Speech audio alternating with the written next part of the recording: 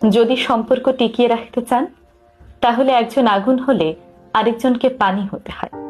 একজন হুটহাট রেগে গেলে আরেকজনকে ঠান্ডা মাথায় তার রাগ ভাঙাতে হয়। কারণ দিন শেষে সেই মানুষটা তো আপনার সবচেয়ে কাছের মানুষ, তাই না? একটা সম্পর্ক তখনই পূর্ণতা পায় যখন দুজন মানুষের বোঝাপড়াটা ভালো থাকে, একজন আরেকজনের ভালো খারাপ দিকগুলোকে মেনে নেয়। আজকাল অনেক সম্পর্ক হুটহাট অকারণে রাগারাগির কারণে ভেঙে যায়। একটা সম্পর্ক তখনই দীর্ঘজীবী হয় যখন দুজন মানুষ একে অপরের সিচুয়েশন গুলো বোঝার চেষ্টা করে। যে সম্পর্কে দুটো মানুষ একই সঙ্গে রাগারাগি করে, সেই সম্পর্ক একটা সময় পর ঠিকই ভেঙে যায়।